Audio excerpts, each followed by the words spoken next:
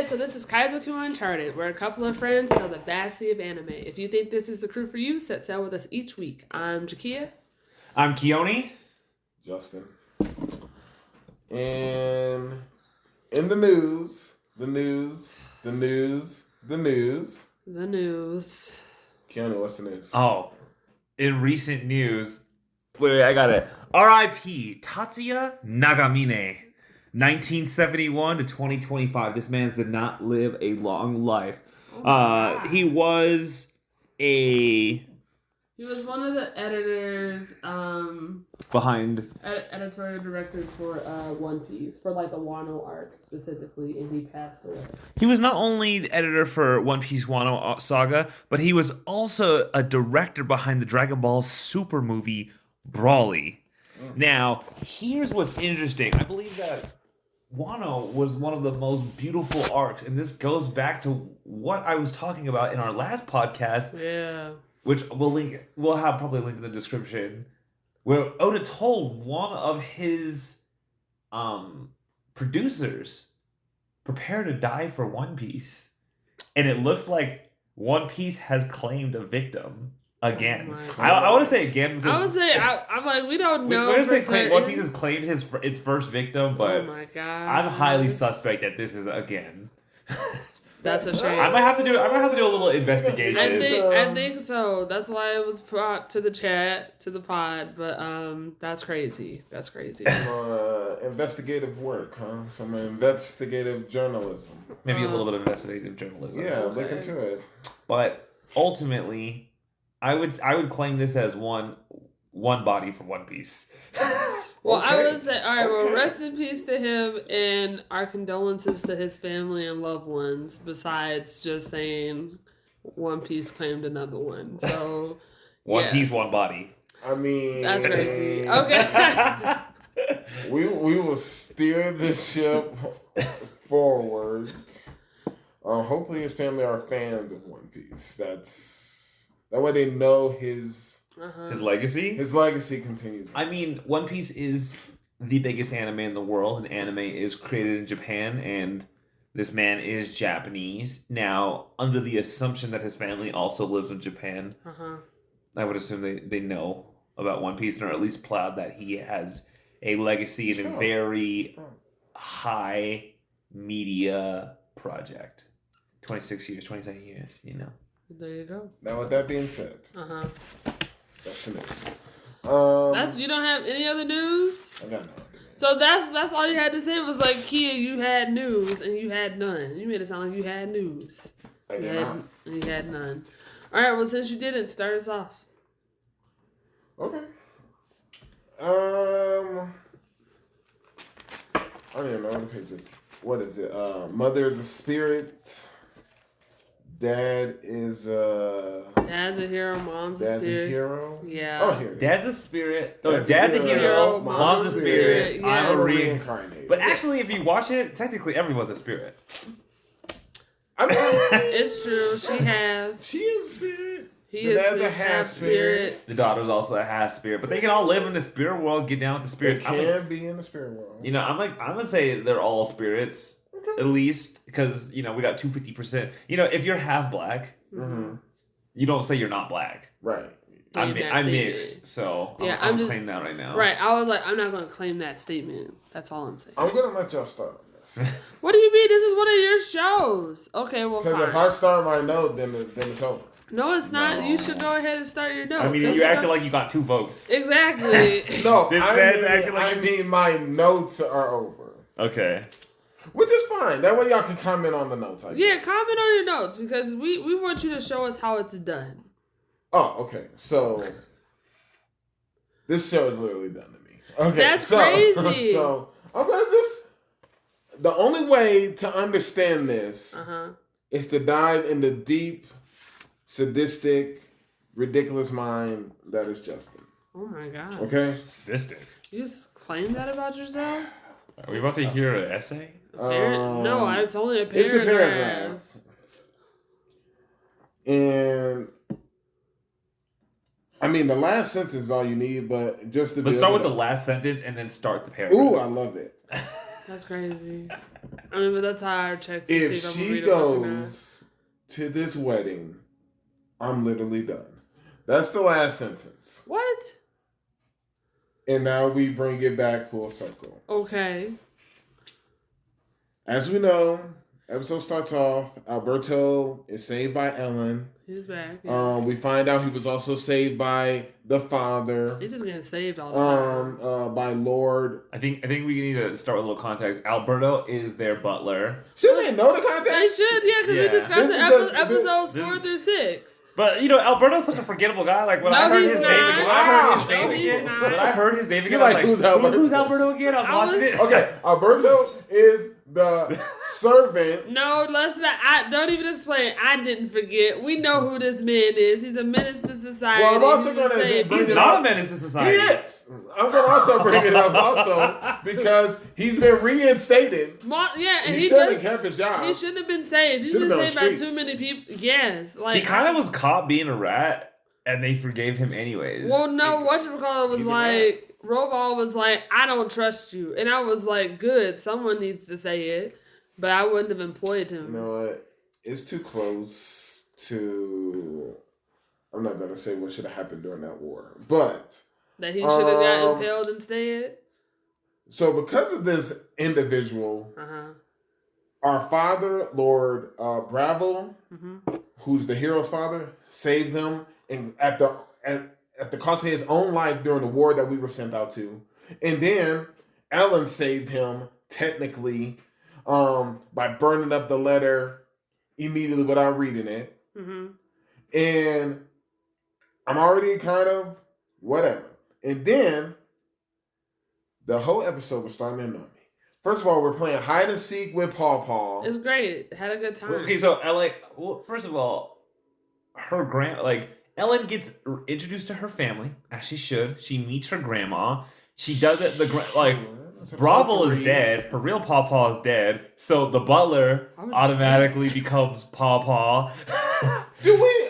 But what makes me wonder, is the butler and grandma, are they hanging out? You are the only one taking this shit. I was just like, are they hanging out? Is there a romance? There is not. But anyways, he takes his job very seriously. He does take his job very seriously, so he gets to be Paw. Yeah. But anyways, she's playing hide and go seek with the family and the maids. Where is the rest of the family? It is just with maids. I'm just confused. Did you watch episode 5 and 6? Because your note makes it sound like you stopped at the wedding. I'm glad you can also look at my notes. Well, it's right there on the page. And listen, it sounds like Keoni is trying to build this character development with Ellen by re-bringing up episode 3 and her family that we meet at the whole banquet and stuff. When we are playing hide and go seek, and I might add, the most cheating version of hide and go seek I've ever seen in my life.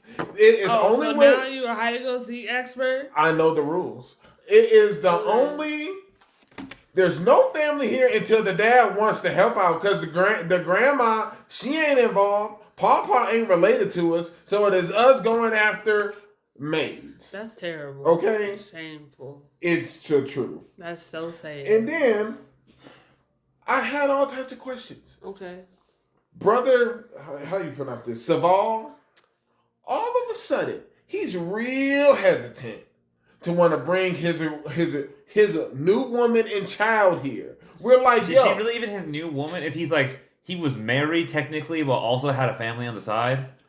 Actually, I'm gonna just say it now, and I'm jumping. He has poor taste in women. Because I was it's true. Because we come to find out later. Wait, go ahead with your notes. What if your brother was Michael B. Jordan? What if that doesn't change? What if you are just a normal looking guy and your brother is Michael B. Jordan, but he also can do magic? So don't look that rough. No bad anyway. No, that beard is awful, and I'm glad they finally got a makeover. That beard's alright. You guys are hopping around between episodes. I got some takes, but okay, I'm just like let's finish. This is all episode 4. I know. Come on. It's all episode 4. Yes. Okay, so because we're asked. We tell Saval to go ahead. No, actually, getting rid of the beard was episode 5. I just want to correct you on that. Well, no, that was me. I said that. She brought up, and I said I was jumping. I'm still thinking we just got a regular beard. Okay. Right. So, We go ahead. He's real hesitant to bring his family when your brother, who you asked for help, and Pawpaw are telling you bring them here as soon as possible. Don't be hesitant. He's like, why should I be doing it? Like, yo, you shut up. You're just a puppet in this position. If they tell you to bring your family here, then you do what they say. And you already fumbled the bag once, and your brother had to come and save you. Obviously, he's the real head of the family now. Like, we get a call you head of the family, but bro, you literally got a butler and his brother. His mother lives there too. Yeah. So it's like, okay. And I ain't forgot about them gold plates. But anyway, after that, the wedding is about to happen. Ellen has been told to sit this out. Mm-hmm. Here is my problem. What's your problem? You are a grown woman. We have established this. You are reincarnated. You have your thoughts from the past life. You are grown. Mm-hmm. These other adults have told you, for our sake, do not come to this wedding. Sit this one out no matter what. Mm-hmm. You should comprehend this because you're grown. You are grown. She has not communicated to anybody that she's an otherworlder. That's fine. Right. This is in her head though. We got her dialogue, her soliloquy. We know who she is. Okay. Yeah, she grown. Now, with that being said, right before they leave, the mom says, yet again, you must not come no matter what. And then that's why my last note is, if she show up to this wedding after being told this with her grown behind, I'm out. I'm done. And you know what happened? Maybe she doesn't go listen because she's grown and she's like, y'all can't tell me what to do. I'm grown. Oh my God. I don't think that's it either, but go ahead with your notes. You know what happened? Oh no. Now we're free balling. You know what happened? She showed up to the wedding. Yeah. She came up anyway. And I'm just like, hello, we have a divide. You are at risk. We have an issue with spirits in this royal family. And then on top of that, she gets seen.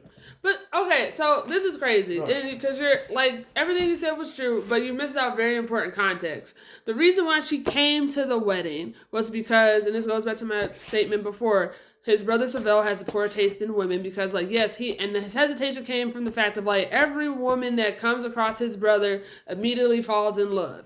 And so... At first sight. And his mama even states it. Exactly. And so the fact of the matter is when she met him... And that's why Raval was like not trying to engage with her because he was like, oh no, this is about to happen again. And so she became smitten with him and it was clear. And Saval was also clear about it that it happened. And so him and Ori were just like, okay, it's clear that she has feelings for him. So that's why I need to be introduced to her so that she knows like where he stands. Like this is who he's actually like married to help alleviate or disperse those feelings, because we come to find out later at the altar, she ends up getting a faint, briny thorn around her wrist because it shows that she has the condemnation of the goddess Var because she was thinking about somebody else while she was like signing her marriage. Also, they're signing marriage contracts at the wedding. Exactly. Crazy. But the fact of the matter is, you're talking about she got seen in like Ellen Kane because her and Roval are playing like chess. They all playing 3-dimensional chess right now. They think this is Game of Thrones. This is literally Isekai Game of Thrones with the lighter plot. Because like the prince, because like the king, because we come to find out later. Yeah, now he's king. Now he's king because he was like, that's fine. I'm happy that messes. I'm pretty sure. He damaged him. Exactly. And that's like death in these times. But anyways, so... he's there, and he's also aware of how everyone becomes smitten with this person. And so he got to see it in real time. And so he was just like, and that's when Roval and Ori were just like, oh no, like, they're going to see what happened. And so that's why, like, Ellen's like, I need to, like, help distract what happened because, like, this chump lady who's now married to Soval, like, she slipped up. And so now everyone's like, wait, why was there hesitation? Why is there distraction? So she needed a distraction. So she created a distraction because Ori and Roval weren't going to do it. And because they were being watched. Let me just say this. Ellen, she lacks inspiration for distraction. She really does. And that's fine. Which is very obvious because all she knows how to do is make it rain. All she knows how to do is make people rich. She's like, wait, y'all need a distraction? Let's rain diamonds. And I feel like... I'm about to meet my grandparents? Let me just bring some gold into the mix. Grandma, I also made this piece of coal into a fat diamond. You're gonna mess up the jewels economy No, in she's this not, world. because it's clear. They even talk about that. They're like, yo, we gotta launder this money. Yeah, so we can't introduce this right away. We can't we gotta launder this money. It's not uninspired, because she knew that the estate wasn't doing well because of her old aunt, who's banished, was spending all the money, so they were bankrupt. So she was like, I know how to make gold, therefore here's gold. And the same thing with the diamond. But coming to this thing, she's like, what can I do to distract all these rich, wealthy people? Diamonds again. And so I'm just like, no, it's not uninspired. But she knows who her audience is. Or they just are recycling that diamond rain animation. Take the uninspired out of it. Listen to what you just said, though. Because they know of the financial situation, all of a sudden you can't be rich. So, like, you're bringing more attention to yourself. But the thing is, we didn't see diamonds being scattered on the floor. They rained from the sky. Where did they land? It's dust. That's what I'm saying. Like that's what I'm saying. I didn't see. No, because little homeboy catches a diamond. I'm like, that's 2 carats. But I didn't see anything like that was lasting. That's what I'm saying. I didn't see any remnants on the floor when it was happening. So that's why I was like, I don't think it was actually that. I think it's just plot device, because like homeboy, like, or it was an illusion. No, the little prince caught a diamond, and that's the person who saw her. You can still catch the little prince caught a diamond. He was like, oh my gosh, and then he looked at her, and then she was like, but then he looked again. It wasn't in his hand. Right, so it's almost like it left. I feel like it was an illusion. No, but he was holding it while he was walking through the hall, thinking about her. I don't think so. I didn't see that part. I don't think that part, but it's fine. Either way, I'm gonna say, like, I started drinking during episode 4 to help me get through this anime. That's real. And it honestly, it became more entertaining the more I drank. I mean, we're not encouraging our diverse audience and members to drink while watching this show, but yes. Yeah. I think, is that a testament to how good or how bad this show is? Who I don't knows? know. The fact that Keoni got driven to consume, to have a little bit of an adult beverage, you know, I'm of age. But yeah, why is bro's wife on your boy when he's obviously ignoring her? That is one of my notes. Ravel's obviously ignoring her. First time she sees Ravel, she gets the whole like anime blush on her nose. That's true. Which you know she's feeling your boy. And I feel like that's why his brother was like, I don't know. I think that's literally why his brother was like, I don't know why I need to bring her here so soon. Why do I bring her here while you're not here, bro? Because honestly, you kind of messed things up. I got like an 8-year-old daughter already, and my wife's about to leave me for you. Why? Because you're the Michael B. Jordan of anime heroes. Is it a white hair thing? Is it because it's a white hair? Is it because he's a spirit? I don't think it's that either, because his previous fiance, she was just smitten with him. She was smitten with him, but he didn't have the white hair then. Boy was just born with the sauce. And so that's what I'm saying. I feel like people like the king's wife thing ain't all over him. Well, we don't know that. Yeah. Oh, wow. Okay, going into episode 5. Because guess what? Yeah. When they were in that hallway, she walked away. Y'all tell me about episode 5 and 6. I don't think you didn't watch episode 5 and 6? Keoni. It stopped. I said if she goes to this wedding, it's over. I'm done. Keoni, this thing stopped at episode 4. Y'all could tell me about episode 5 and 6. Bring me back. Because you know what? Based off of what you said, here's the other thing. Episode 5, I was feeling. Episode 5 I was feeling because here's the thing.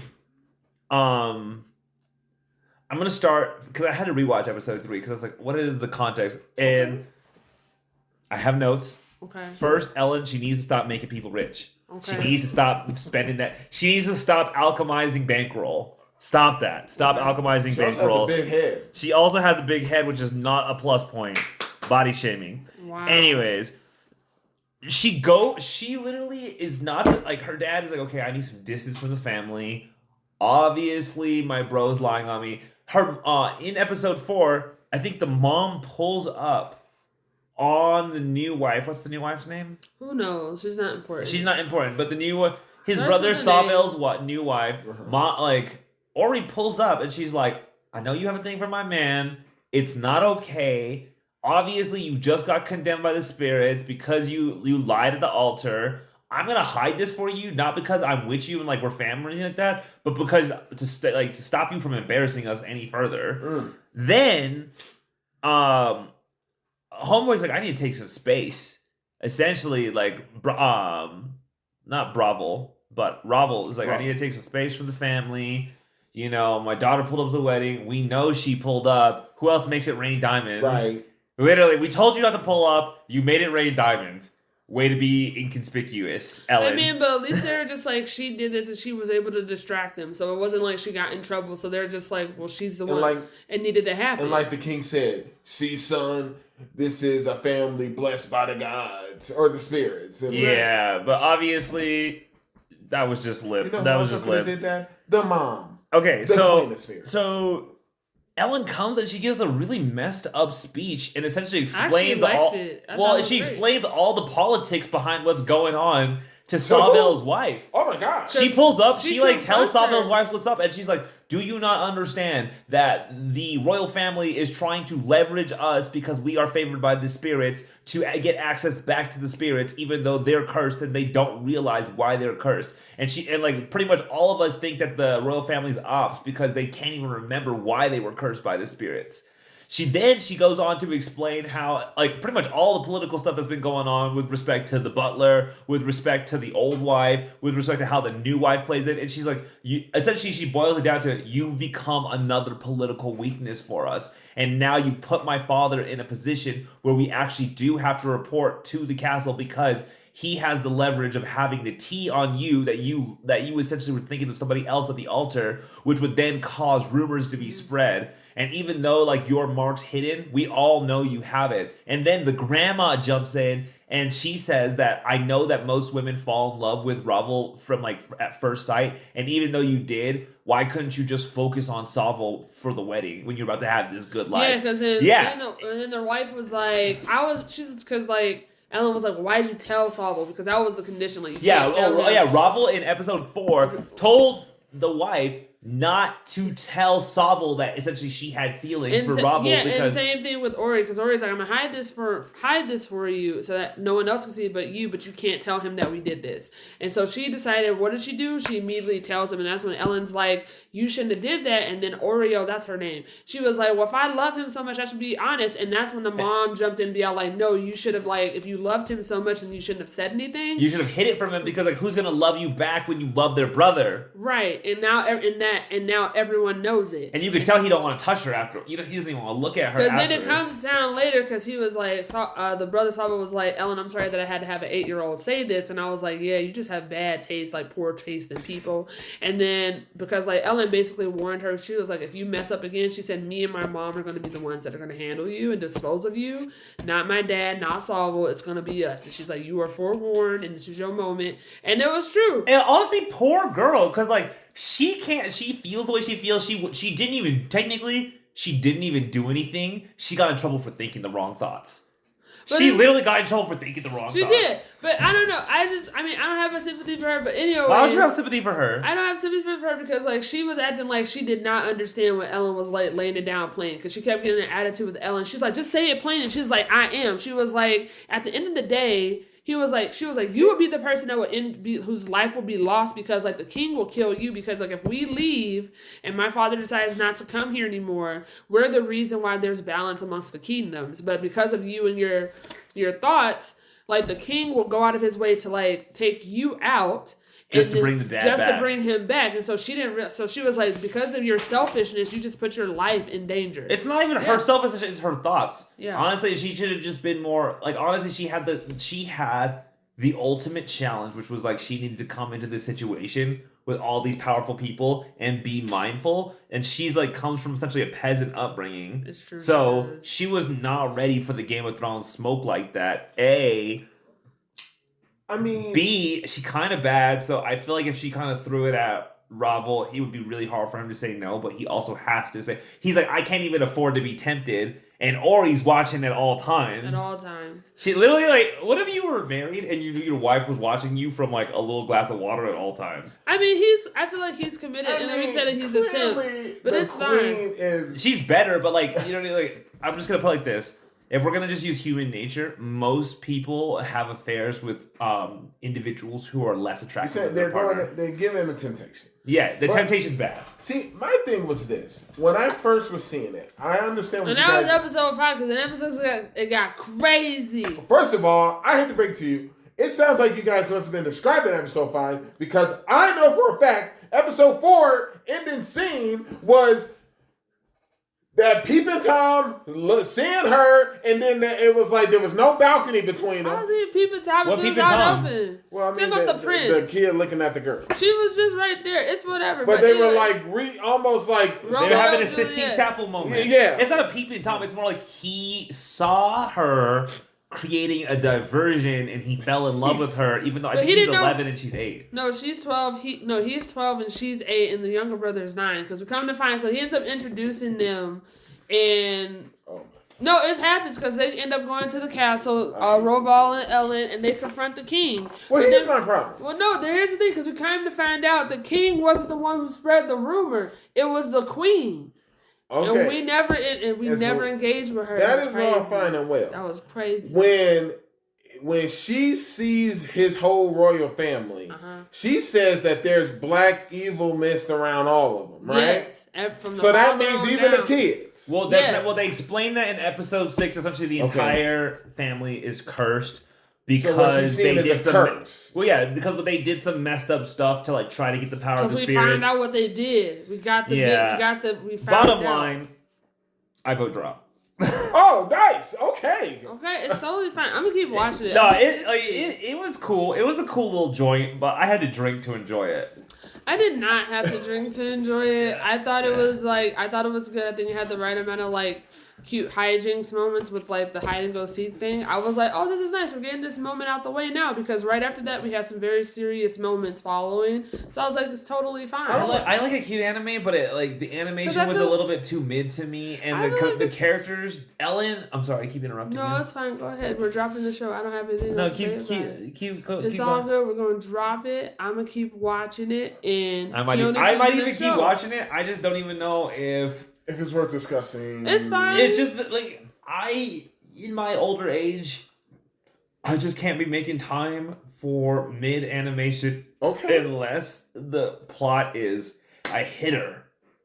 Now, when I watch a cute anime, when I want an anime that gives me a little bit of feels and also has maybe some intrigue, I thought really what saved this anime for me is episode 5 during the speech from Ellen. I think that might have been the climax of this entire anime. Oh, wow. Was Ellen just laying down? I think so. Laying down the facts. It was crazy, and I was like, and for episode 6, I said my first note was, this girl needs to learn how to talk to grown folks, because she straight up. She came in with her dad, was sitting on her dad's lap, got up, and started giving the king the smoke and just telling him, we know you want our power. We know you want all these things. We know you did. You don't even realize why you're cursed, and you want us to help uncurse you. The arrogance.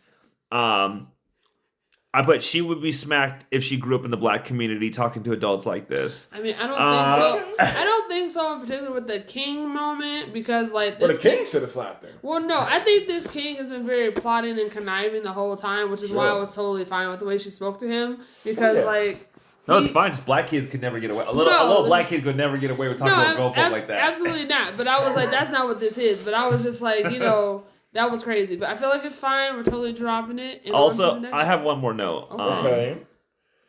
Why? After she did one thing, after essentially Ellen started making people rich, the family kind of starts to let her run the show, do whatever she wants. She's the one who does all the talking when they meet up with the king. Well, I don't think that's why. I don't think just because she's making them rich. I think it's more of the fact of she understands her role in all of this, because the king's not trying to be buddy-buddy with them specifically for... And neither is Robbo. He's not trying to be buddy-buddy. Right, but I feel like they know their goal is we need to get her married into the royal family. And I feel like that's why she has the center of attention. No. She's the crab. It's too much crab time. Ellen is too much crab time. I mean, she is a child. She is 8. Okay. I do not need you having all this mad screen time. This is crazy because she's the main character. Take it back. Okay. Sit it down, lady. I just asked you for the next time there's an Isekai show and the person's reincarnated, and I want you and to end the begin, I want you to keep that same energy. What's going because that's a grown man in that kid's body, and you never brought it up, really. I did. We showed up Tensei? No. And to begin it. To the beginning. To the beginning. Yeah. to the beginning of the end. Yeah, that's your show. Season 2 is about to drop. But anyways, let's go on to the next show. Justin was very passionate because he had a lot of notes from episode 4. Yeah, let's try to hit 15 minutes with this next show. Yeah, that's let's crazy. try to knock it out. So all right. what's next? All right. Let's go with, actually... Oh. I don't think you should have gave yourself a 15-minute time limit. Maybe not a 15-minute time limit. Yeah. Let's start with a wild last boss appears. Okay. All right, take it away. I never know what his thoughts are. Go ahead. Okay. This anime has evolved for me. Okay. I did not like it at first. I remember. I got that. And I have done a 100% 180. Okay. Side note, really quick. Were you still under the influence from the previous show? Actually, no, I watched... So you watched this soap? I watched this first. Oh, okay. And then I started watching the Spirit show, and I was like, need a drink. This is crazy. Okay, just more content. All right, go ahead. Yeah. There we go. All right, go ahead. What are your notes? Oh my gosh. Okay, so... Starting at... Episode 4. Episode 4... Well, I went episode... I actually... Did you do episode 3 for a lot of stuff? No. I actually went all the way to 7. But I'm just gonna... I was enjoying it. I get it. So I'm just gonna kind of talk generally from 4 to 6. Yeah. And I have a few notes that are some of them are... Like key points. Yeah. Okay, essentially, I'm loving the concept of the rainbow sheep. The animation has really progressed throughout it. It has its moments where it gets low budget and you can just tell it's just still frame with moving mouths. Okay. And then all of a sudden they have a good amount of dynamic movement, especially when Luffy is flying around. They play with some good angles with that. Ares versus Levia is hilarious because of how serious they are. But the creatures themselves are very silly, like a giant sheep versus a water snake. I'm like, is this Yu-Gi-Oh right now where we got Scapegoat versus Water Dragon? That was a good comparison. So, first big point of intrigue. The memories that aren't Luffus's, that are from maybe the real Luffus, right, going into Luffus's body. That is essentially everything in terms of that mystery. How do you feel? I think that the real Luffus is also in this world, maybe in a separate body, and this is an experiment or somebody who knows the greater context and knows that there's an Isekai going on, kind of like God from Mushoku Tensei, or God from Drifters. Essentially knows what's going on and is using Luffus, the new Luffus, the wee Luffus, as a pawn in some kind of greater scheme.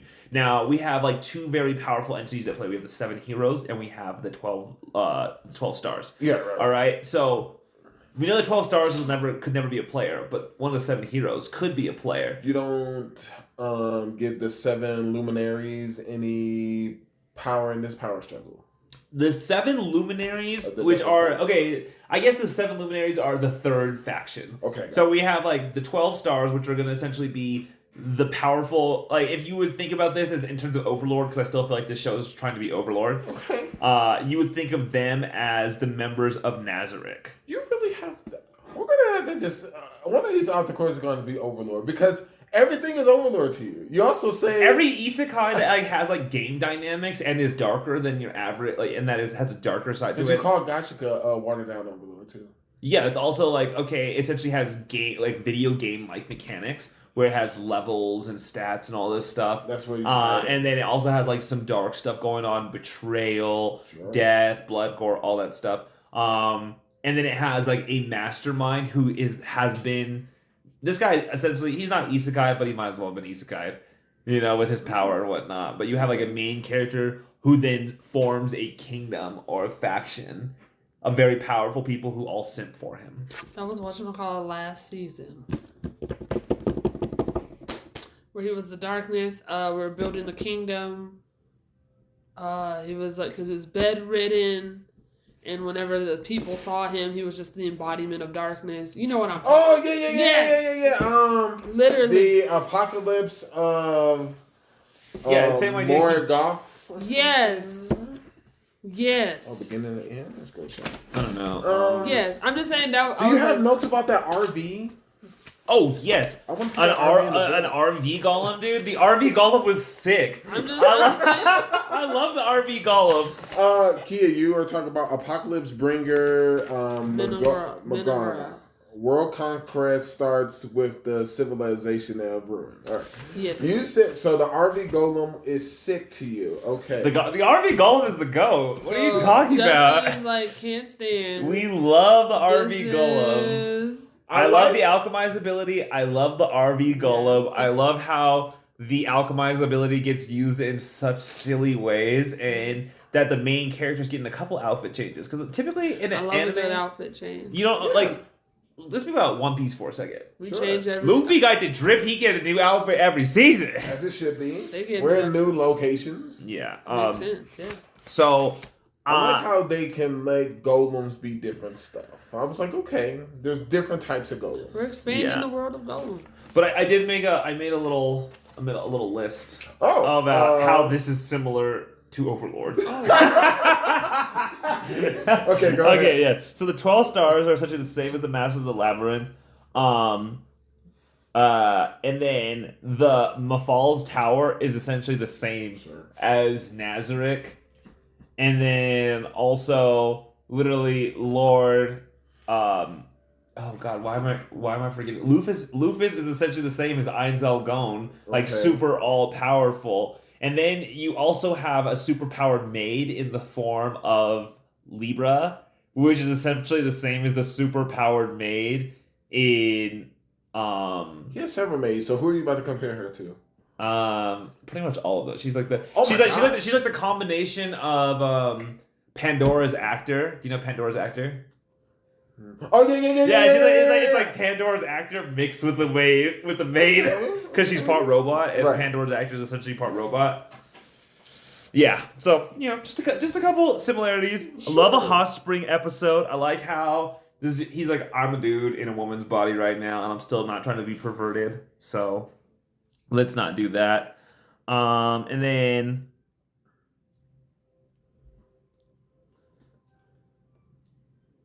more feelings that are from a different kind of life. Dope robot animation. Oh yeah, it felt like you were playing on like an Ace 4 or something, like the video game in the arcade, how they were fighting, how Libra and Lufus were fighting. Yeah, I thought that was dope. And then like 99,999 fixed damage, and like Lufus got that big HP. And then finally, I think that the assistant Dina, it's really sketchy. All right, you're finally on board. You're finally on board. Sketchy, dude. Dina. Everybody's like, I don't remember Dina. And then but Dina has some of the craziest powers, including memory manipulation. I stand for Dina. Hey, no, I stand for Dina all too. All I know is I said I'm interested in the first I feel like three. she does her job well. I put in notes. No one remembers Dina for a reason. All episode 5 showed me is I'm right. I said I still don't trust her. Mm-hmm. Even more now. Right. Also, good rundown, a lot of stuff. The only other note I took from episode 6 was this Jean's party sucks, and apparently their minds were manipulated where they conquered the labyrinth. So by Dina. I'm aware by Dina, but Jean's party still sucks. Mm-hmm. Yeah, and also none of the heroes being players, none of the 7 heroes being players. It's making. I wonder if one of them will end up being a player. I was gonna say so far we've only run into one. We're about to run into the next one. Okay. In Gallarhorn, and also Gallarhorn. Shout out to Mobile Suit Gundam's Mobile Suit Gundam Iron Blood Orphans. If you haven't watched that, it's really good. Oh, I've watched it. It's very good. I watched all of them. Raise your flag. I've watched all the Gundams. I'm not a mecha person. We should talk. Me and you should just do an off the course episode about mecha anime. I'm down. I hated Robotech, and that's what started it. I'm down for some mecha. Anyways, any more? You got any thoughts? No, Lawless Boss? I don't think week, so I just think it's hilarious that you're just constantly making connections and ties to OverLord, and so I just want to see how far your list is going to go as we continue to discuss the show. That's literally, because every week, because last week it was like, this is OverLord, and we're like, okay. And then this week you're just it's not as good as OverLord.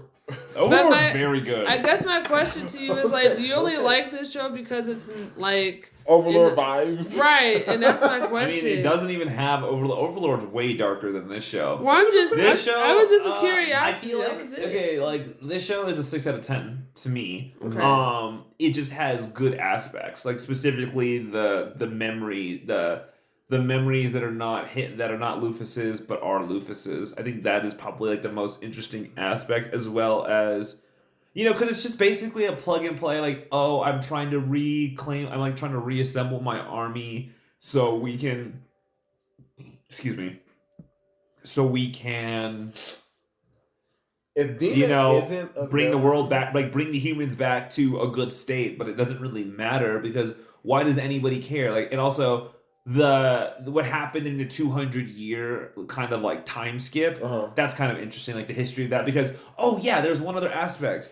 Not everybody in the world believes that Lufus was bad. Right. That, I think that was a very interesting aspect as well. So there's like kind of there is a grayness to the perspectives of history. But they noted that in the first 3 episodes, like that was also like the narrative. So I feel like that's kind of like, kind of the undercurrent thing of like they're not a villain. And it's one of the things, to the victor goes the spoils. The victor is the one who writes history. And that's how it always goes. Mm-hmm.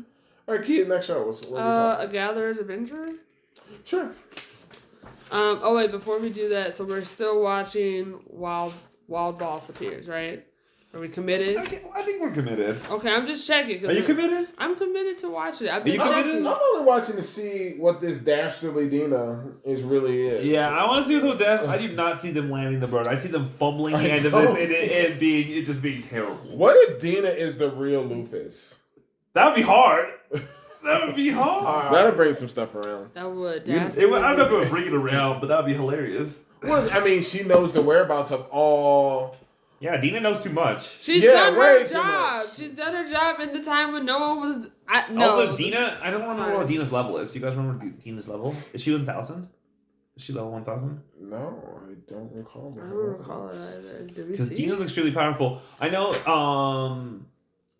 Ares is 910. Yeah. I don't know. Did we get Dina's? And I think Libra is 930. I have to rewatch because I have Aries is level 800. No, actually, you're right. Aries might be level 800, and then Libra is 910. Because remember, Aries is like, I can't take on Libra. Right. I love that though. That was great. It was like, not today. We'll see. Not today. I don't want the smoke from Libra. Lufus, you're gonna have to go in there. Absolutely. Show who's boss again. One more time. It was like, that's none of my business, which goes into the Gatherer's Adventure, because he was all about, this is none of my business. I'm not trying to be involved with any of the goblin fights or anything like that. So, how do y'all feel about the episodes 4 through 6? Do y'all want to keep watching? Are y'all dropping? How are people feeling about it? For Gatherer's Adventure Isekai? Yes. I just feel like it's just a show. It's just mid. It's like the epitome of mid.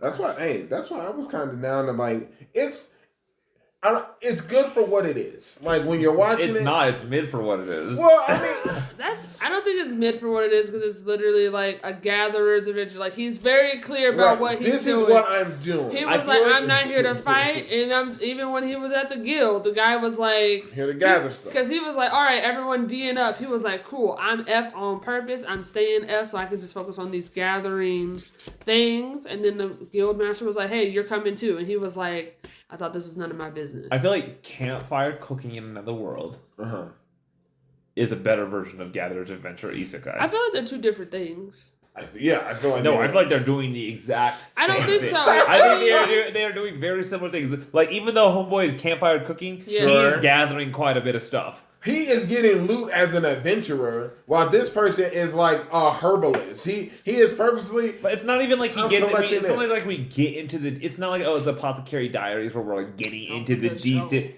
into the details of the ingredients. We're not. But that's not like, what it is. He's He's literally gathered. He just gathers it. Look, he doesn't even care what it is. Put it back. Look, Yes. You know what? I feel like they're in the same vein in the sense of like they're not a combative adventurer show. They are people who are just like, I actually don't want to be an active combatant in this world. I want to explore the other. Can I see a pen? Can I see the pen? Yeah. Let's do a little diagram. I don't think we need to, but if I we want to, was gonna say. Just do it while Let me just put down a couple. It's not going to change anything. I understand the point that you're grasping.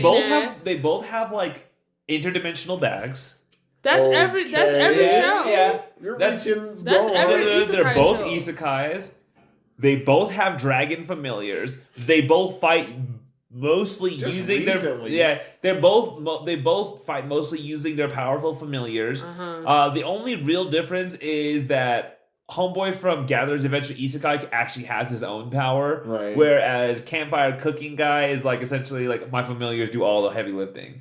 I think that point is crazy because I'm just like, yo, that's every other shonen show, every other fighting show out here where you're just like, well, they both have huge bags, and I'm just like, no, I'm just like every person that gets isekai or every good magician or or person or mage has a huge bag that's thank you, has an unlimited item box. So I was just like, that's not gonna be it. But at the end of the day, just say what is, Keoni. You don't want to watch two shows where the main characters aren't fighting all the time. Just you're a brute. Just admit it, Keoni, and that's okay. It's fine. That's not my energy. I promise. I just don't know. You called it mid. I said it's in the title. It's like you can't expect much from this. He's like, it's a gatherer's adventure. What do you expect in isekai? So what do you expect a gatherer to do who's been isekai to a world who's like, I'm not maybe trying adventure a little bit more. But what is your definition of adventure? Wait a minute. But what's your definition of an adventure? What does that mean, Keoni? It means going off into the unknown. He does that every day. He's not from here. Every day he does that. He does that every day. I feel like every day. If you want to, you want the violence. If you want some type of comparison, it's almost like this. If you want to say they're basically the same show, they're on different specters. Yeah. Because Gatherer, okay, yes, there's some aspect of cooking, and we like crab, but Campfire Cooking is all about gourmet meals. I have Campfire Cooking who collects loot, but Gatherer, my sole purpose, like when I have enough medical herbs and like you said, my own power to cure the Lord's. I just think that like in Gatherers, like they're both kind of about gathering items. They're both about gathering items. But he doesn't have magic in that one. Yes, but I'm just gonna say Campfire Cooking. It just does everything that they both do. Campfire Cooking does better. But Campfire Cooking in reference to food, sure. No, but like in terms of fights, better. In terms of characters and how funny they are, better. Like the elf girl and the dragon dude, not compelling, not interesting. Well, yeah, the super obsessive elf in Campfire Cooking, super funny. The dragon, super funny. Fell, super cute and funny. Who's the elf in Campfire Cooking? The guild master who doesn't do his job. Yeah, the guild master who doesn't do his job, and he's always like obsessing over stuff. Dragon. And he's always spending all the guild's money trying to get stuff that's been dragon. Yeah. All right, yeah. Listen, if you're here for the comic relief, then that's the show for you. But it's like I said, two things. Gatherer's Adventure is not a funny show. But Gatherer's Adventure doesn't have good fights either. It's not supposed to. It's a Gatherer's Adventure. What's the most interesting item that he's gathered? Probably the water. That was from episode 1. Yes, because it's like a very high condensed. It's a high potent water. But like, okay, I'm gonna that we have like I'm gonna segue access to into Campfire Cooking for a minute. Clearly, let's talking about two shows. Let's just go. Lightning sword, jewels, dragon's blood that turned into elixirs, all kinds of stuff. All I'm gonna say is for Gatherer's Adventure Isekai, it's a drop. But here's the thing. You're comparing Campfire Cooking Season 2 to Gatherer's Adventure Episode 4 that through dragon 6. just showed up. And so, you know what? I didn't even watch Season 1, and I almost guarantee it's fire. It is. I bet it's better than Gatherer's Adventure It'll Isekai. have what you want. The hijinks. But it does. But I'm you just get like, more back and forth with the gods and the humor. That's and what you I'm want. just like, because Campfire Cooking's a humorous show. I love Campfire Cooking. And also that shows that I'm not just here for the fights. But I'm like, Keoni, it's hard to agree because you're literally comparing this show to a show that has better fights, who has more comedy, and I'm just like, that's not what this show is about. Well, let me take it back to just Gatherer's Adventure Isekai. Characters, 2 out of 10 or 3 out of 10. Well, listen, I'm not a Animation, fan of her. 4 out of 10. That's interesting. Story, 2 out of 10. That's crazy. What are you interested in seeing next in Gatherer's Adventure Isekai?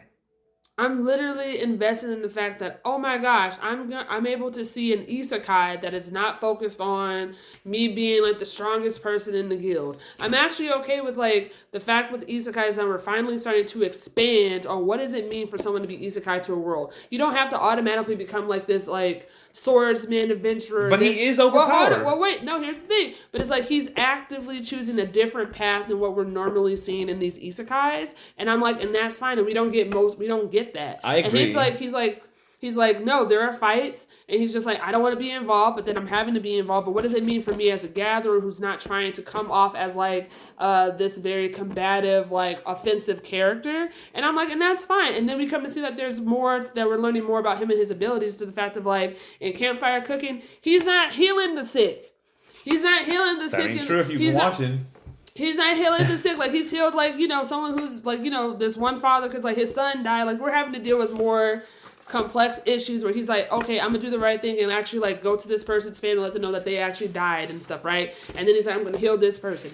And then because of all of his feats from him just gathering things, not from him, like, boasting about, like, all the monsters and crabs that he's fought, it's just from the fact of him, like, actually boosting and raising the economy just from, like, what he's gathered in this short amount of time. Now the Lord of the land is like, hey, I hear this person has this dragon. He's also been, like, going to all these different towns, bringing like very high quality things, because most people who gather stuff only gather things from like E to D, and it's just like not it. And so now we're just like, okay, he's also has the ability to heal people. So I'm just like, cool. Now we're learning that it's not just him. Like, what does it actually mean to be someone who's gathering, and what is that responsibility? So I'm committed to the show. I'm gonna keep watching the show. If y'all want to drop it, y'all can. What do you think? Well, it comes down to the votes. Let's first not forget. Let's hear. I want to hear your notes. Well, let's not first. The first time I told you guys we didn't need to talk about this week.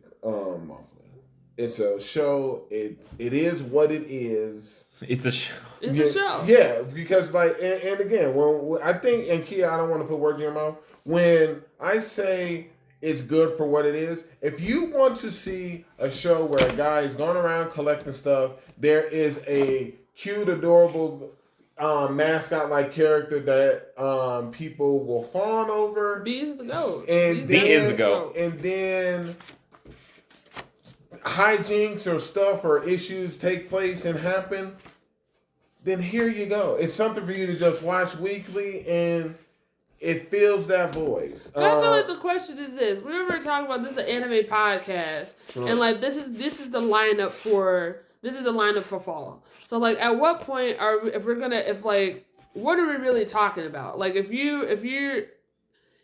we end up having a season where it's nothing but these chill isekai shows, then you're going to have to get to a point to be like, well, how are you going to talk about these shows? So because there are people and there are demographics, people who are just like, yo, this is all that I actually do want to watch. I don't want to watch this, like, you know. I don't know if I'm here to serve that demographic. I'm here to review anime. I'm here to, like, find the gems. I'm here to see, like, this is current.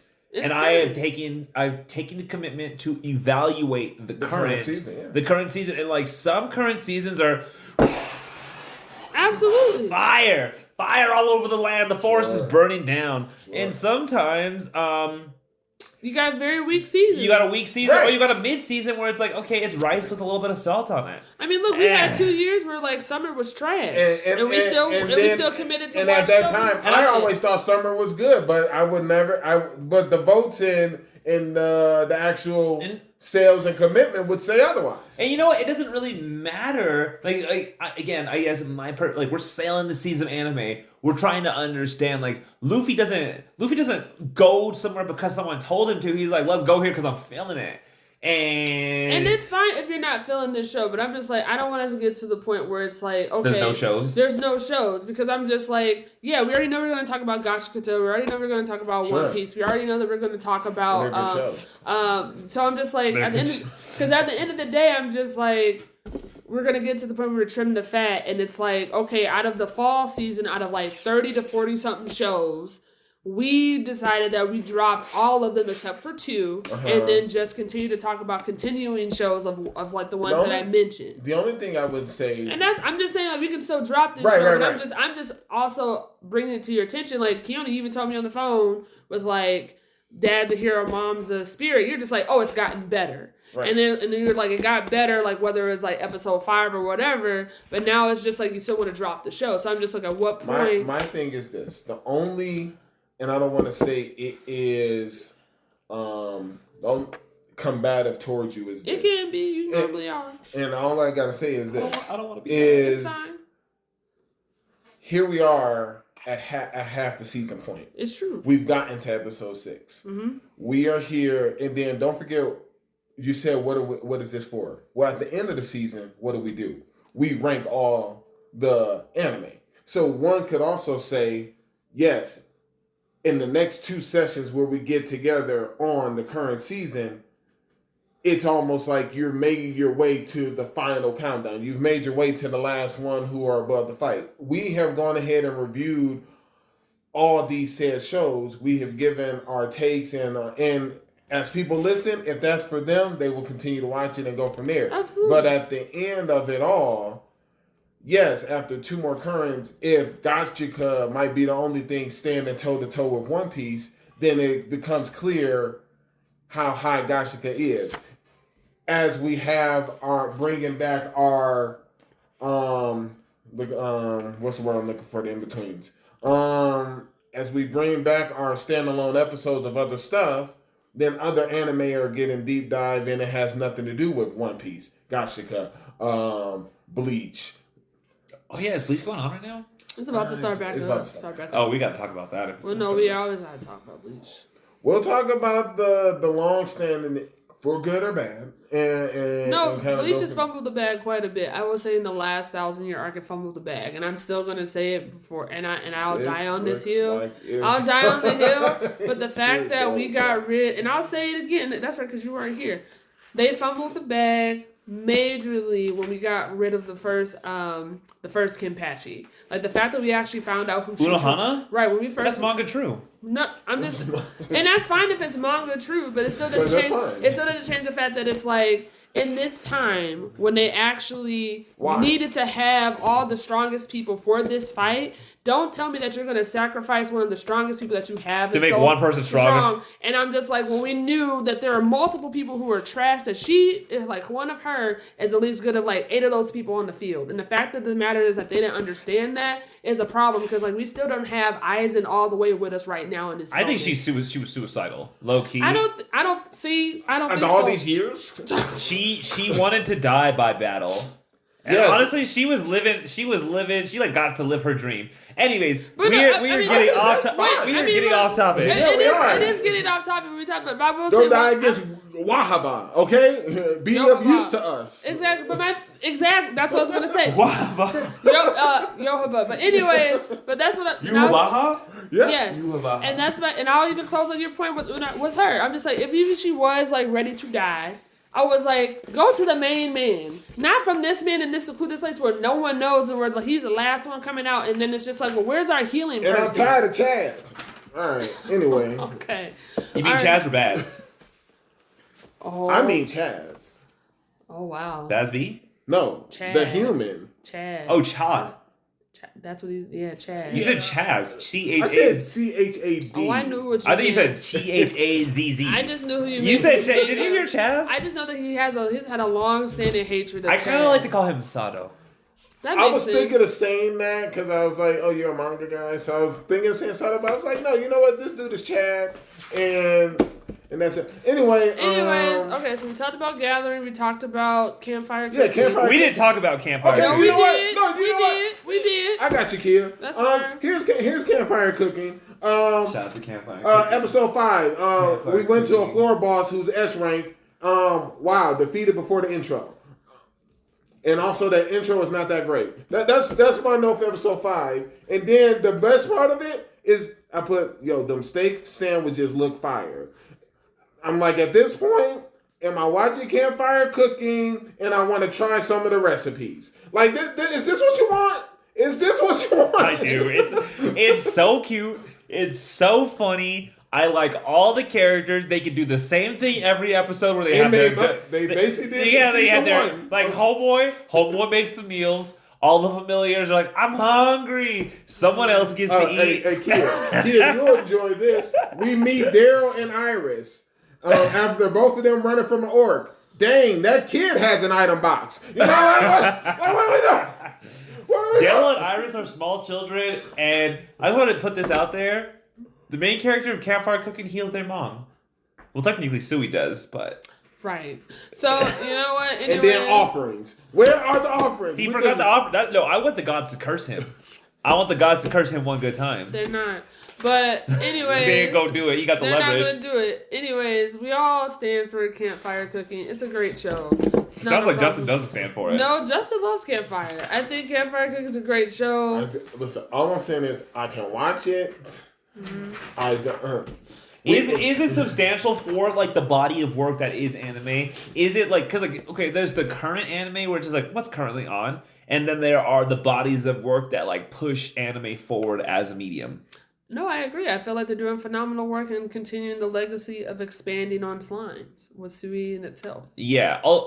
Actually, I watched the intro. This kind of like goes back because you just jogged my memory. I watched the intro for A Wild New Boss Appears, sure. And it looks like Rimuru Tempest is the final, like, the bad guy pulling all the string, which I thought would be a hilarious thing if it, like, Rimuru, like, you see, like, there's a shadowy blue-haired figure who looks like Rimuru Tempest, and, like, it would be hilarious, like, at the end of a Wild Last Boss Appears, it's just like, it's Rimuru Tempest. You know who also has blue hair?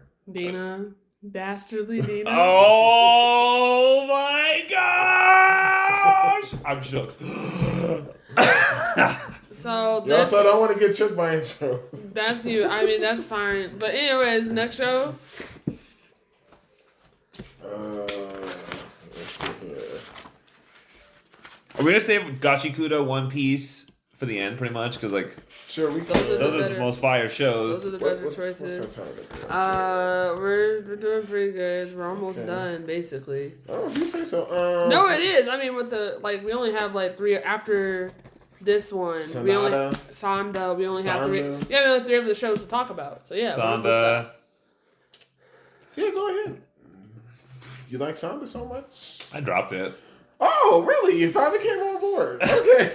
I just like the anime style's cute, cool. The anime style's cool. The story is interesting, but I'll watch it on my own time. Well, what made you? Yeah, I'm gonna watch it on my own time. I don't think we need it for the pod. Right. Okay, and why? Say more. I don't feel like it would be very fun to talk about. Why did you say that? Well, really, they just keep getting into weird Santa ecchi situations. And like, there's at one point there was just like a super long crotch shot on Santa. Yeah, like how it's strange that a middle schooler just randomly turns into like a 70-some-year-old man, like with a 6-pack. It's like, what I brought about last time. Yeah, that's crazy. I think we're coming to it. Is there a I told you show? I don't do that. I don't do that. Is there an implicit I told you so? I don't do that. That's a very long hug between the Yeah, it's just awkward. Because you know what? Because like you got like all kinds of notes. Oh God, no. You're like, I'm dropping this garbage. Because I'm just like, yeah, it's interesting because it's basically a middle schooler in a grown man's body. So there's that switch. So yeah, when he looked in his own pants and he was like, "Dang, it's grown. I'm grown. That's grown. Okay." Yeah. I mean, on my own time, it'll be interesting to see why that girl is acting like she's dead. But other than that, I mean, I don't think I love how y'all think it's interesting. Honestly, take the budget from Sanda and also just cancel 99 Gacha and then reanimate Seraph at the end. Oh crap! Wow. Well, there it is. Now you know how I feel about 99 Gacha. Yeah, apparently. Or was I dropped it at episode 4, like how you dropped Moms of Spirit. I got to episode 4, I was like, I hate this golden guy. Who is this golden knight? I did get confused. I had to rewind like 4 times. I was like, is this... What are these? One of the summons. Exact, but he had a lot of, okay, going back to We got Ellen. Overlord at home. Oh, no, wait.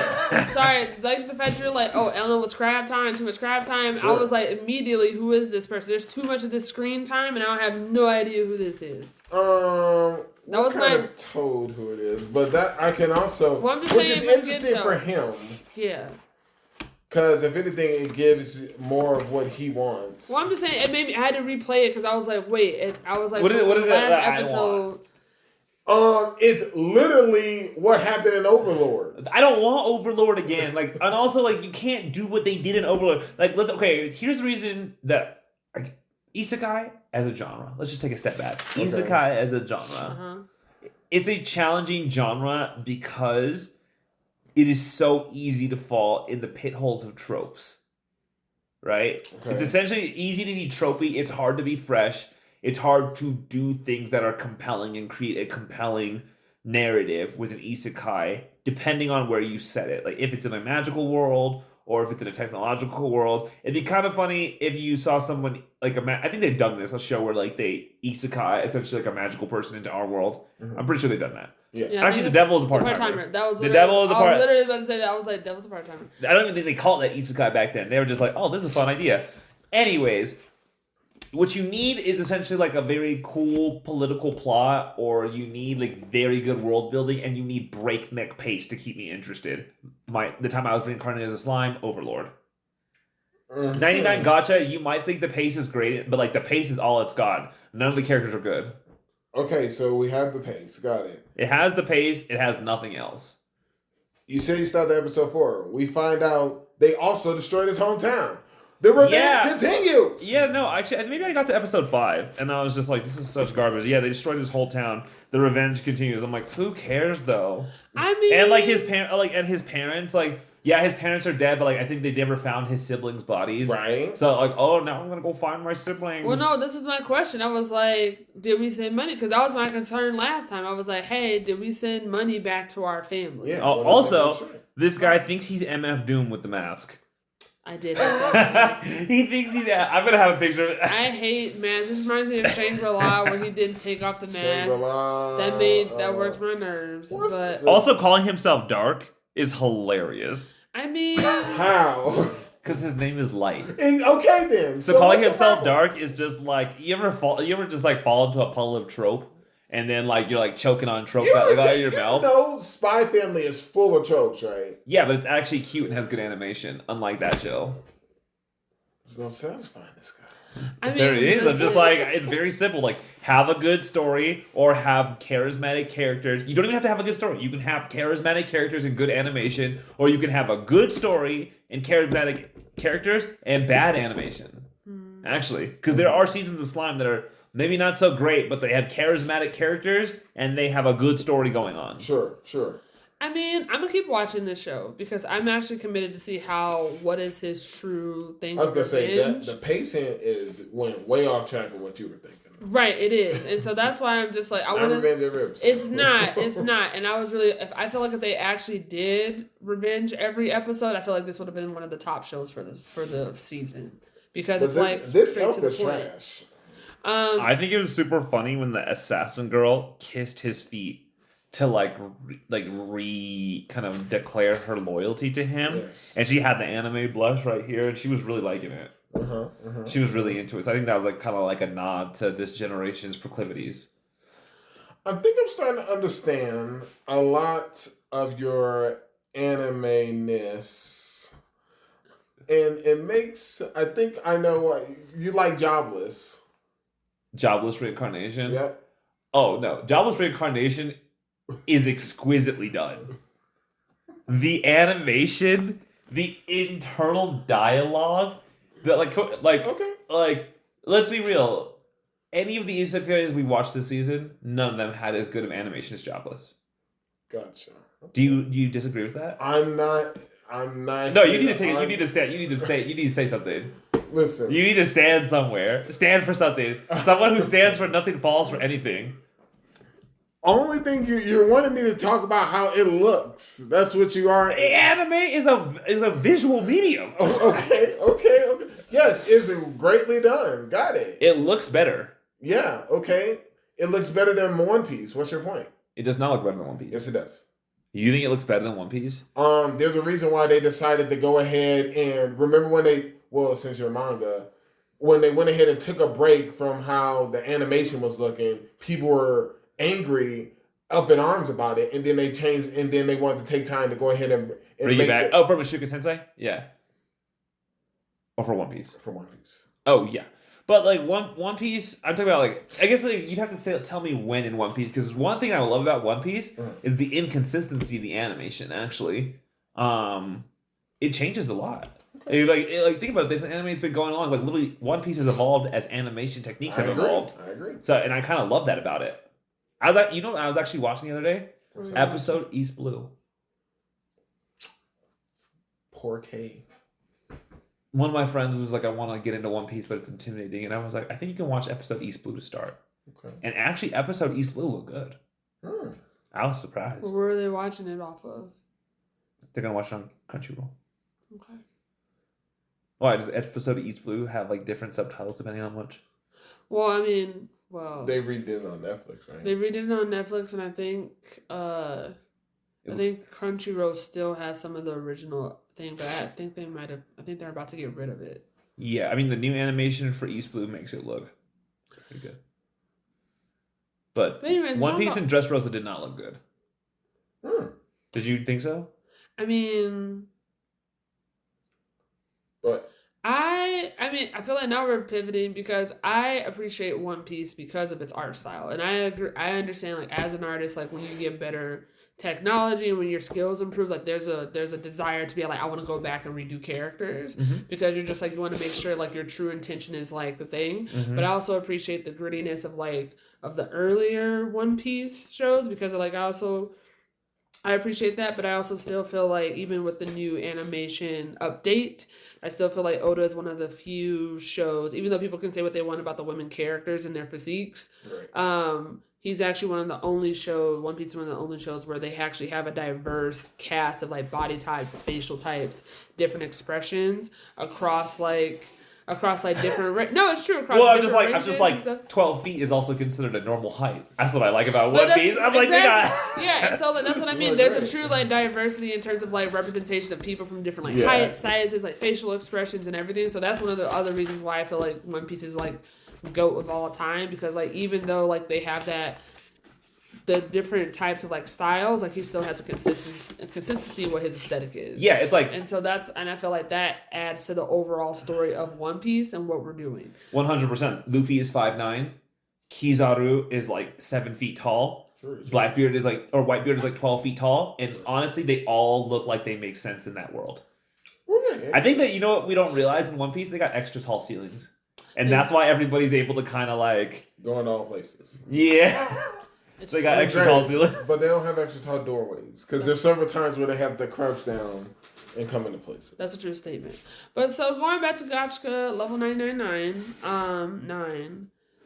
I'll keep watching it if y'all want to keep going. Well, no, I'm personally gonna keep. I'm fine with this. Tirade the last time. Look, I'm fine with us dropping the show for the pod, but I'm just like, I'm committed to watch it. See, like, because I've seen too many shows where they're just like, oh, I'm about revenge. You know who did it the best with revenge? Silent Talker.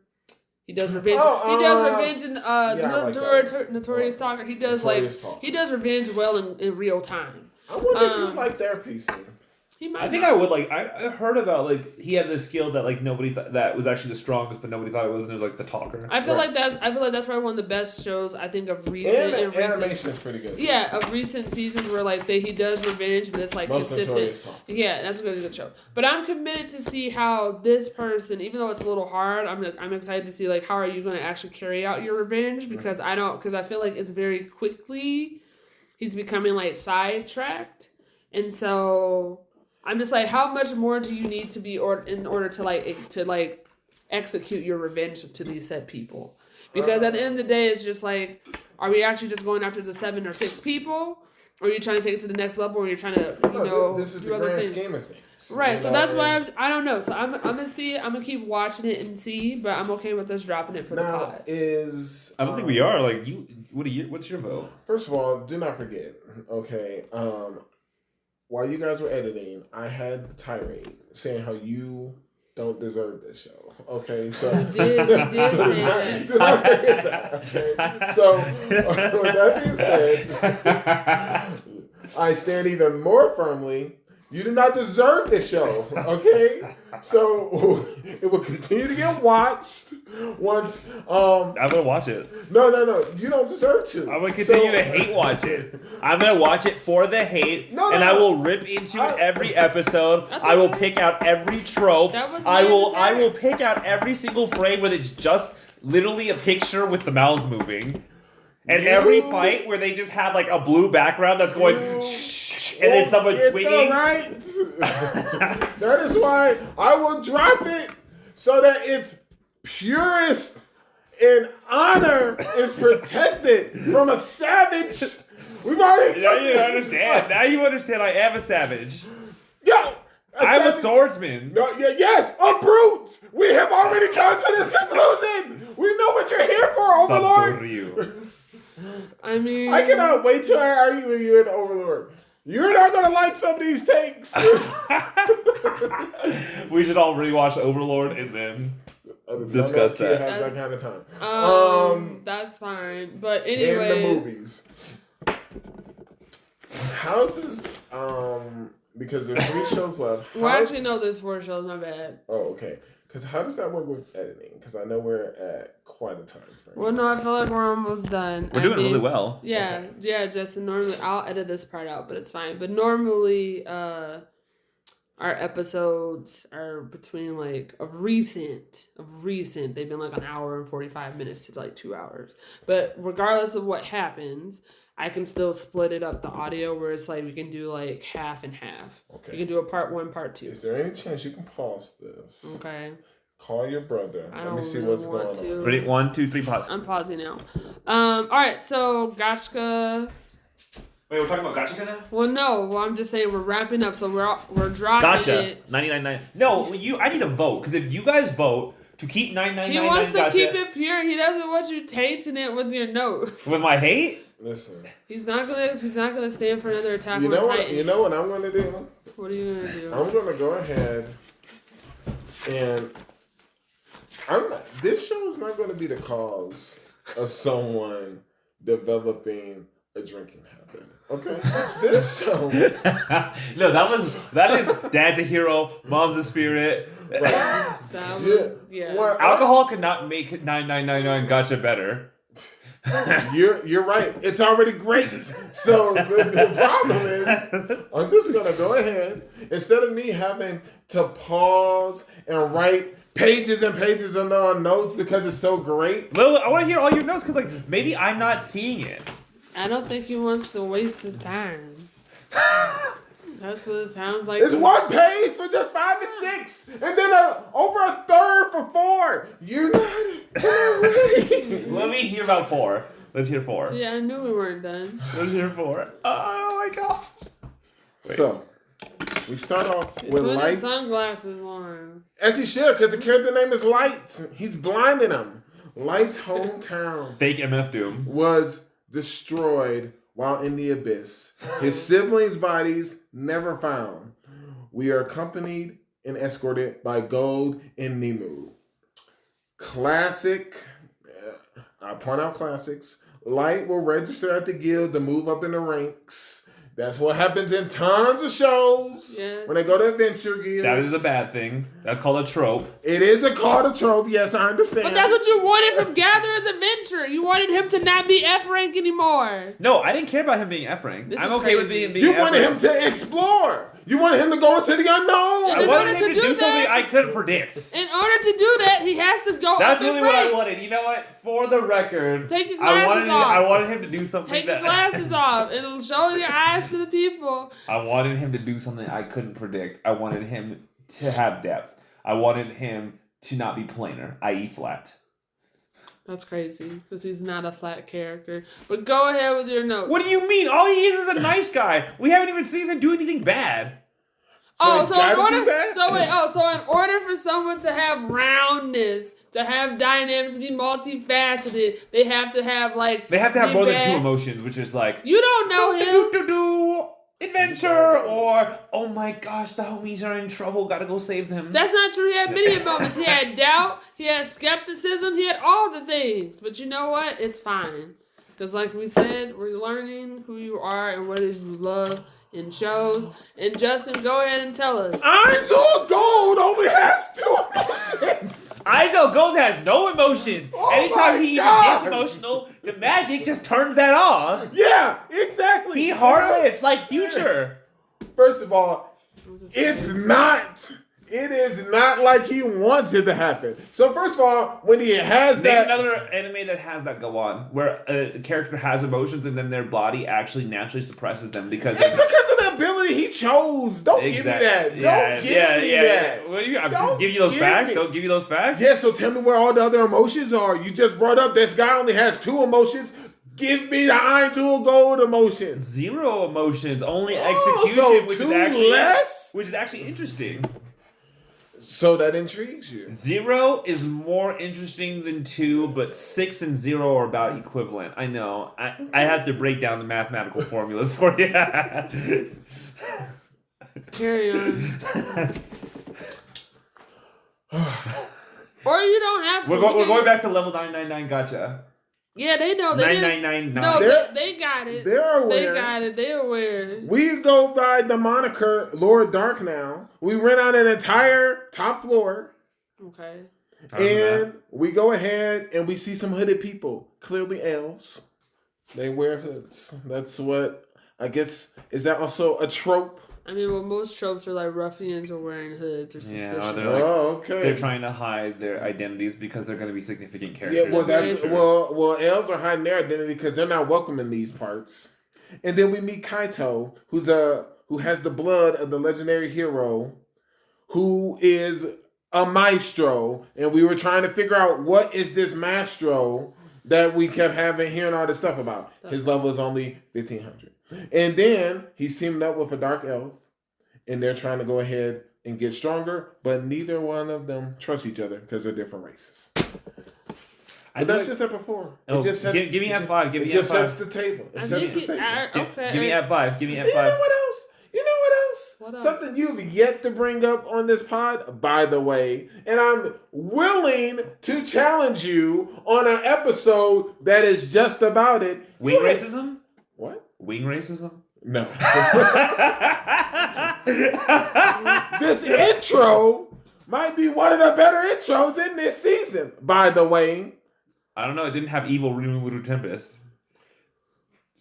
All I know is how do you feel about intros and outros? Oh my god.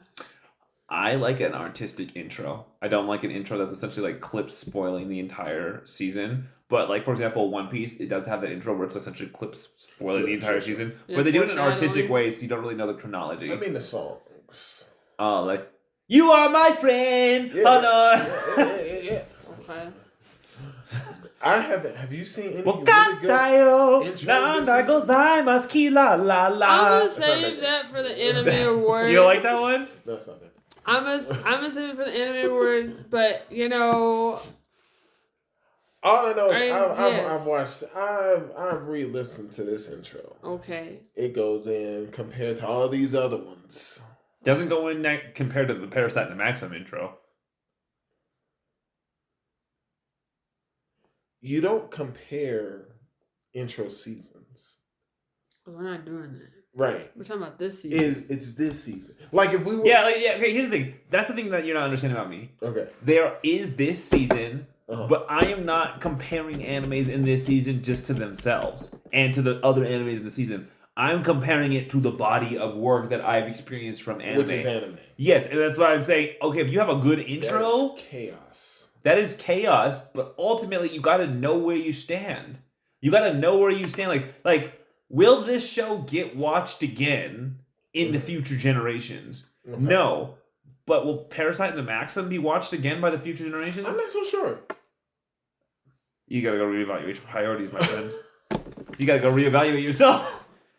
I'm not so sure. He's about to fall Dude, out. that's a staple in horror anime. Staple. When do you think it came out? What's it called? For Parasite and the Maxim, it came out, I think, in 2013 or 2014. Maybe 2012. The genre has evolved.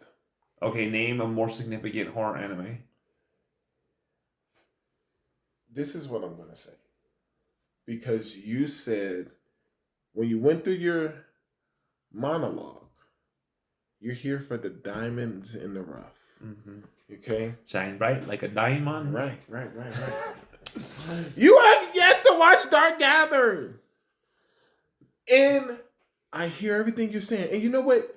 Parasite will get rewatched because they re-air it and regurgitate it on Toonami, on Cartoon Network, when a season is weak, and then they'll go ahead and re-show it.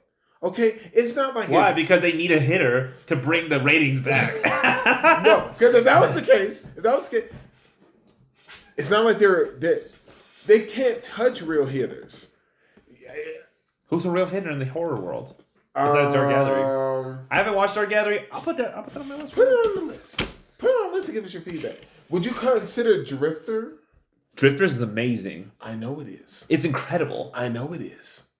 There we go. We found that's going to be rewatched. We found no. Honestly, I think actually a lot of people are going to sleep on Drifters. That's why it didn't get a second season. Exactly. But that doesn't mean by definition, if it's a hitter, that means it's not getting slept on because it hit you and it woke you up. So Drifter's not a hitter, in your own words. You know what? It is not a mainstream hitter, but it is extremely well done. That's true. I don't think, and guess what? Unfortunately, in the world of mainstream hitters, Parasite is not a mainstream hitter. Yes, it is. No, it is not. Look at my anime list. Okay, I will check it. I mean, that one show, Death Note, is mainstream, unfortunately, and I hate that show. But we're talking about the body of work. Like you might hate it, but other people think it's a hitter. That's the hitter. But look, I admitted it. Hitter. I Naruto. And I admitted it. You don't like Naruto? That's okay. No, we're naming hitters. We're naming hitters. I'm saying, but I don't. But I do hate Attack and I do hate Death Note. Here's the thing: you can't let your life be guided by what you think is. Because guess what?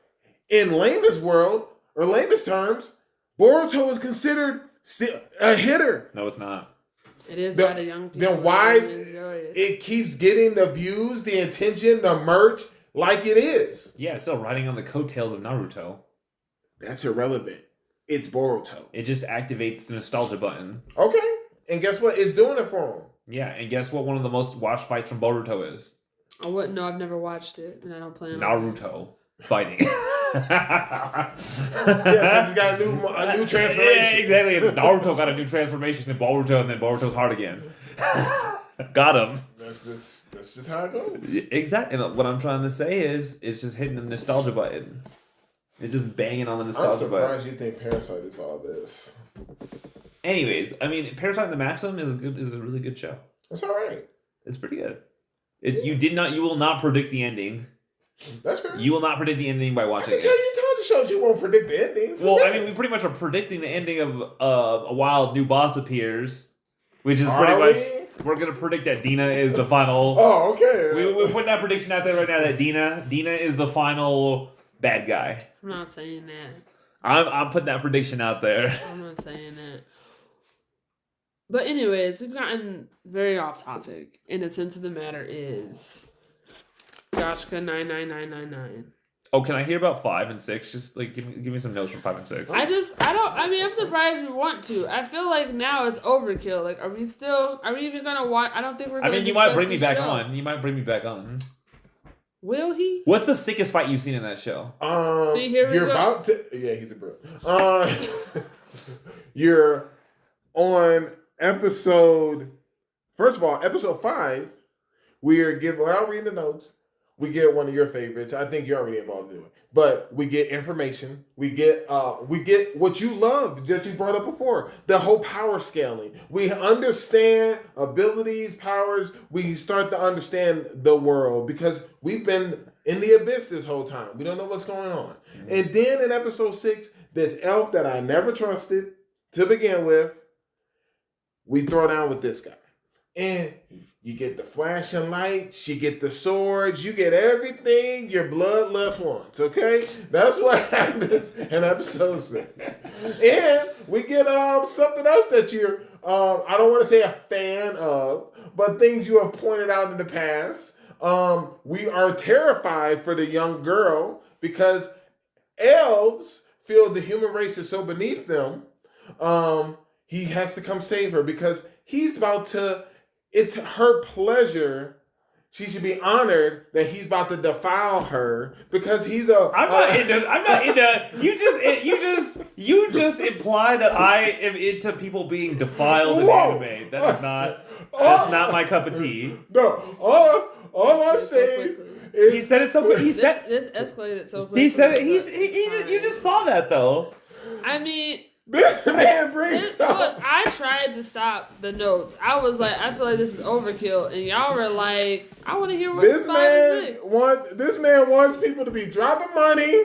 I don't want that. I said she needs to stop making it rain. She needs to stop. That's the only time you wanted it to happen. No, I said she needs to stop alchemizing bankroll. No, any other show you was like, yeah, I want to see that money get used. In Campfire Cooking, I was like, it costs too much. And he said, spend that money. That's what you said. Yeah, it's true. But I have different perspectives. Like, in Campfire Cooking, that guy has bread. He has bread. But then in whatever spirit show, she doesn't have bread. She has raw materials that'll destabilize the economy. Okay. So it's different. Different stuff. I mean, she's a noble, and that's a whole complicated thing anyway. She's a spirit. Well, no, I'm saying like the people that she's giving money to are nobles, and they are already destabilizing the economy anyway. So it's not you like can't be saying that. Maybe they run the economy. You can't say they're destabilizing it. I will say that because Salvel even mentioned it because of like his ex-wife's like excessive spending impacted the town and their economy. So which is why they're in the situation that they're in. So I will say that. I will say that. You aren't worthy of the show. And we'll leave it at that. So we're dropping it. We're dropping it because of me, and I'll take that glory. I'll take that honor. No, you don't have to. No, we're dropping it because of me. Okay, we're dropping it. It takes two. We're dropping it because of us. Hey, that's fine. Because the difference is this: I write so much glorious notes. This show is so good. I have to keep pausing. Why is it so good? It's just so. Because it tickles that Isekai button inside of you? First of all, he is not a that one. He is of this world. So that means he is not an Isekai. It's not an Isekai. It's not an Isekai. I'm sorry. It's just so bad I think it's an Isekai. Instead of me having to write so many notes, and then I unpause, I'm like, oh my God, more information. And then like, oh my God, he's putting in this work. Instead of me having to do all that, you know what I can do Just now? enjoy it. I can bake myself some cookies. And make my stomach hurt the right way. And then I can watch this show in peace. And then you know who gets the last laugh? Me. Because then I'll be like, but how are you going to laugh? There's nothing entertaining going on in the show. Oh, first of all, I've already saw it. We've already had several hilarious moments, but you missed it. You don't get to see it. And then and then once it's over, I'll be like, oh man, Keoni don't know what he missed out on. And you know what you can do? You can go back and watch Parasite. Because it's a Parasite. I'm gonna take those each 23-minute segment that I did not watch. I will reinvest into my own life. That's a way to live. And the next show is My Status as an Assassin, or the Assassin Show. Did we drop this? Did y'all decide we were dropping it? I mean, first of all, this show is gorgeous. Oh, okay, because y'all both got paused. What'd you think? I'm enjoying this show. Unfortunately, we had to get through with the whole elf twin thing. I was like, this is very clear. I was annoyed. I was like, obviously something's going on. Something's amiss. And we come to find out the twin sister actually just had this very weak spell that only weak people succumb to. And that's how... What's her name? Amelia. That's how Amelia got banished. And I was like, where was their father? But now we know the father was out scouting. So I was like, how did all this happen? Well, she was tricked. And Homeboy just helped her. He did, because he loved her, and I was like, that's crazy. I was like, she's a menace to society, literally. And you're just gonna help her? She literally like tried to destroy her sister's life. Absolutely, and I was just like, this is the moral fiber that is here in this. Cost of love. Apparently. But no, I'm fine. Like, I was just excited just to be done with this little mini arc. I'm like, cool, Amelia's here. She's just trying to go ahead and get stronger. We have our familiar. I'm like, let's get through this and go where we need to go. Because, like, his other classmates were like, couldn't wait for them anymore in Yamato, which makes sense. They got to keep it pushing and moving. And they're all going to end up in the Beast Folk continent, which is great, and that's where we're at. And we come to find out that humans are despised there. Yeah. But then we found out that specifically this cat, black cats, the nightmare of Adela is a problem. Only Crow and which is actually Night. Night is the nightmare of. They're correct to be afraid of Night. Absolutely, which is totally fine. So I'm just waiting for us to get past. So I was like, okay, let's get past. Night might be my favorite familiar. That's a bold statement, but they're not my favorite familiar of all time, but like. Well, you love Campfire Cooking, so that's you know what? Night is gonna fall there. Because I was like, there's a lot of familiars this season. Right under the familiar, like I think every familiar from Campfire Cooking is above Night. But okay, Night well, how many is that, Keoni? That's 3. So he's number 4. Okay. How much space is on this list? Is it out of 10? Is it out of 5? Or is it out of 3? Well, I mean, Night is just cool. I like Night. And Night's a real one. Night's like if I go into my real form, I might not be able to control it.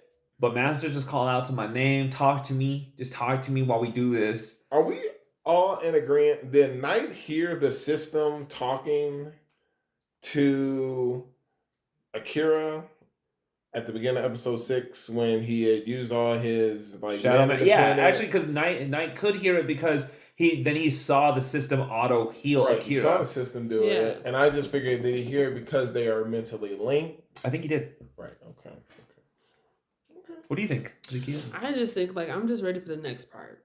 I'm waiting for the next part. I'm actually more looking forward to just have a flashback to the rest of his lame class. I don't want to see them. I don't want to know what's going on, but I feel it's important to know what's happening. I thought it was more interesting when the head knight was still around.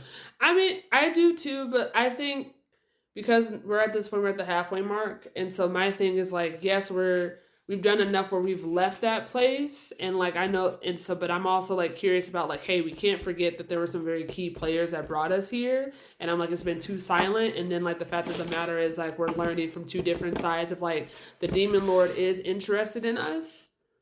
We're hearing that from our familiar, but then we're also hearing from that one kid, what's his name, Turman? Arrum. Right. How he kidnapped. He was given a different. He's given a different objective of kidnapping Amelia, but then so right now I'm kind of confused of who is this Demon Lord and what role do they play? And the Demon Lord is not necessarily evil. Exactly. Demons aren't all bad. Exactly. So that's why I'm a little bit because you keep that in mind. Yeah, and that's what I am keeping in mind because the way that the elves were talking about the Demon Lord were they weren't out of fear or anything. It's just oh okay.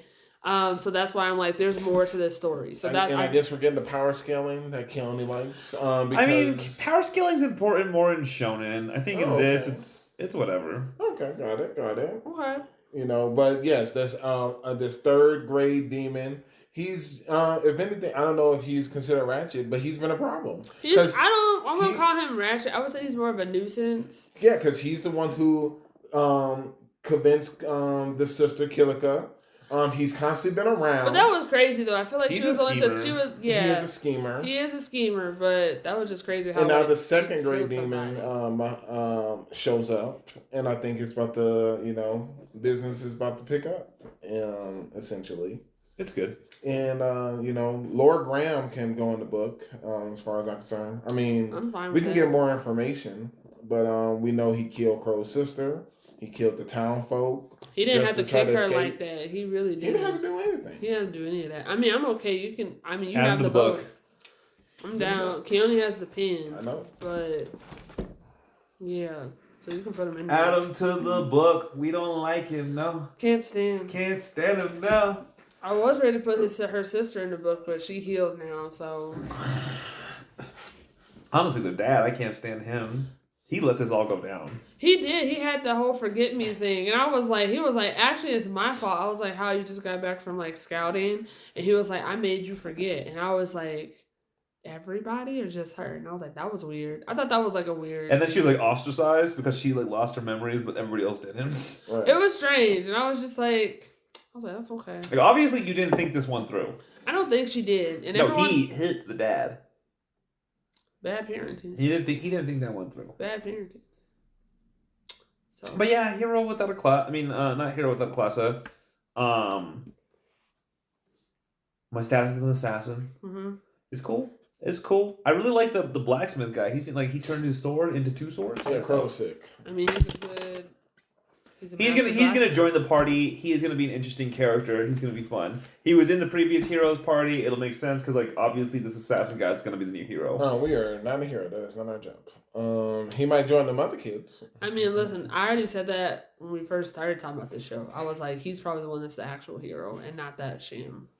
Yeah, or maybe there's gonna be 2 heroes, or maybe his status as an assassin just clearly outranks the heroes. I mean, that's not his goal. I don't even think it's that. But you know, he's out for revenge. Actually, like we don't. Right. Like, this is a story of revenge. Right. Subtle Even though revenge. Homeboy has to be nice to everybody along the way. Subtle revenge. All right, next show. Spy Family. Oh, gosh. Cute and funny. I mean, I'm not mad at this show. I feel like this is I feel like this season of Spy Family has been like a hit or miss of like having a lot to talk about. Like there are still things that are unfolding behind the scenes, which is fine. But you know, Anya got some time with the elegant teacher and she wasn't paying no attention really, didn't really retain. Yor ends up getting invited to like the national parties, Lady Society by Melinda, who's essentially the Michelle Obama of. I wouldn't say that because She's the Hillary Clinton. I wouldn't even say that either because I don't know. But I would say Damien's mom because the way they make it sound is like she's ostracized from her husband and her 2 sons. So I'm just like, what is her real role? Is she really their mama? She gave birth. I don't even know that. The way they be making it sound like she was smart. I don't know what that one scene. I don't even know. But Yours in that group now. She played volleyball. She was too powerful. She don't know how to play volleyball. That was It was okay. cute. It was funny. The aspect where like essentially the head psychiatrist tries to frame Twilight. That was crazy. And low key, he's actually has all his people on the inside. Yeah, and that was great. And I was like, Frankie was ready for that role. He was like, I'm going to do this. And so, you know, it's just like shenanigans the whole time. And I'm like, that's fine. And then we finally get to like the serious business. The bus gets hijacked on the way to a field trip. So Damien was right. He said, why are we being so cheap and having all of these classes on the same bus? He said each class should have their own bus. And I was like, that's entitled, but that makes sense. And then when the bus jacking happened, I said, this is why. Because someone tipped them off to let them know, like, all these kids and all these different important kids are on the same bus. And they wouldn't have been able to do it if they had, like, 20 buses. Sure. It'd be too many buses to hijack. So I'm just like, someone on the inside of the school is involved in this. Oh. I just don't know who it is. Yeah. So that's how I saw it. And I'm sure Anya's going to try to, like, save the day and not be helpful, but you know, I'd like to see more from the future seeing dog. I do too. I feel like I'm disappointed with how they've done Bond this whole time because like I know he has like he's able to do much more because I know in the manga because I started before this show came out, like I started reading the manga and I was excited that it was getting an anime adaptation, and I'm just disappointed like how I feel like they just like dropped a little bit. But yeah, I want to see more romance between Yor and Twilight as well. I think so. I feel like because I don't like the fact he was like, you know, this is a pretend marriage. I was like, it's not going to be, just accept it. And then Yor went back to the garden to consult with him, like, hey, should I actually like be friends with these people? And I was like, who is this man? Is this his hair or is this just a really long towel? I don't know. Under the hat. And I was just like, is he a tree? I don't know. I just have too many questions about who he is, and I'll never get them. Thoughts on Spy Family? He hates the show. Listen. He hates Anya Folger. She's so dumb. He's like, she's the biggest headed kid in the world. I don't want to. She does not have a big head. I agree. I'm just saying, Justin's just like, she's the poster child of big head kid. Listen. It is what it is. You know, we had some meaningful episodes. with his backstory. Yeah. And then fast forward to current. I mean, I feel like Melinda's important because I'm just like... She probably plays a role. She does. Melinda hasn't made as much of an impression as I would like her. What do you mean? Like, it was clear that Yor was like... She was like, hey... He was like, how was it? She was like, he was like, her aura was really weird. And I was like, it was. Because at first she was like, oh my gosh. And then she remembered who, like... Anya was, she was like, oh, that silly girl. And I was like, oh, now your language of how you're referring to Anya has changed, even though you're trying to be like very happy-go-lucky about it. I was like, are you actually okay with the fact that she hit your son? Because like he did deserve to get hit at that time. But that's just I meant the sensei. I meant Twilight Sensei. Oh, I feel like she's great. I wish she'd make more. She'd have more screen time. More I mean, I feel like we're getting it because like apparently she is not as old as she is much older than that. She has been training people for a while. Yeah. And she looks great. And she was like... She's looking like Shaki from One Piece. In all honesty, and people were just like, hey, and that kebab guy was like the MVP for that episode for that moment. Because he was just like, chocolate kebabs. I said, no one eats that. That's crazy. But he risked it all. So... He risked it all. He did for that lie. It didn't even sound believable, but... They took that guy out with just the belt, so that was great. But, Spy Family, it's like, it's happening. I'm glad we have a plan C, because plan B is not working. No. And Anya knows it. And I'm just like, it's a loss. We just need to let go of plan B. She ain't ever going to get a Stella or any more Stellas. She will. She will get a Stellar. She's not going to join the ranks of those kids. She will, because that will be the most hilarious outcome. I don't know how. She's not athletic. She doesn't have. But that's what she wants. But she don't cheat off the smart kids. It's ending not a good... that you don't expect. A means somehow getting here without. Yeah. No, the plot development. No, the plot development will find out like how did she end up in that lab. That will be what it is because no one knows. Yeah. How did she end up in the lab? Where's her real? She actually will become smart, and or she'll become great. She will become great, and then Yor and Twilight will actually be together. That's what I'd like. That's what you would like. And Bond will also be there too. Don't give a damn about Bond. That's crazy. Dear gosh, he said something else completely earlier. It's true, but I'd like to see him, but like because I haven't, I don't give a dang. That's crazy because he's